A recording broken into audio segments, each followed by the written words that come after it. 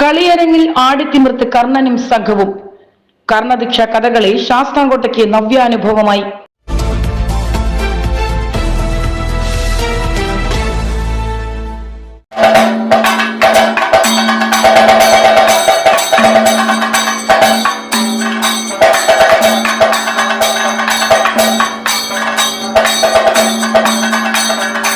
പാണ്ഡവപക്ഷത്തേക്ക് കർണനെ ക്ഷണിക്കുന്ന പെറ്റമ്മയുടെ കണ്ണുനീരിൽ അലിയാതെ ആ ക്ഷണം നിരസിക്കുന്ന കർണൻ തുടർന്ന് അർജുനനെ അല്ലാതെ മറ്റു പാണ്ഡവരെ ആരെയും താൻ യുദ്ധത്തിൽ വധിക്കില്ല എന്ന് കുന്തിയോട് ചെയ്ത സത്യം പാലിക്കുന്നതിനായി യുദ്ധഭൂമിയിൽ വീരമരണം പ്രാപിക്കുന്ന ത്യാഗോജല ഏട് ആട്ടവിളക്കിന് പിന്നിൽ അരങ്ങേറി.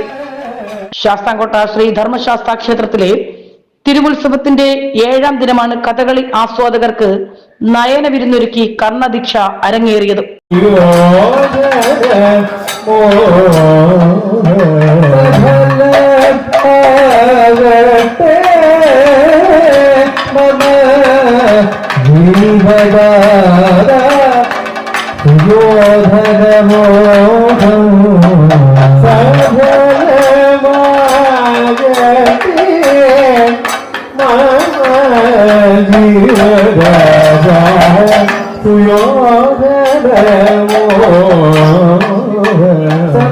ശാസ്താംകോട്ട മുൻ അധ്യാപകനും എഴുത്തുകാരനുമായ പ്രൊഫസർ ഉണ്ണികൃഷ്ണൻ പോറ്റിയാണ് കർണദീക്ഷ ആട്ടക്കഥ രചിച്ചത്.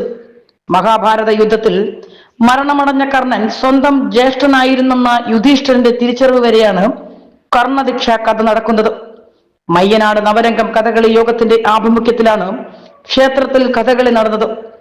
കഥകളി വേദികളിലെ നിറസാന്നിധ്യമായ നിരവധി കലാകാരന്മാർ കഥാപാത്രങ്ങൾക്ക് ജീവൻ പകർന്നു.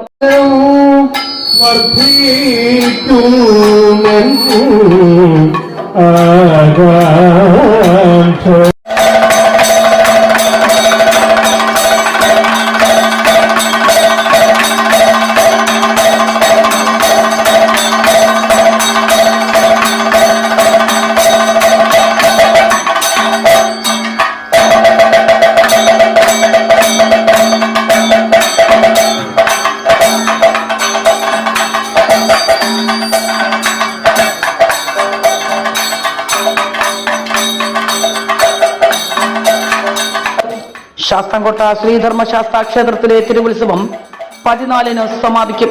സബീന, ദൃശ്യ ന്യൂസ്, ശാസ്താംകോട്ട.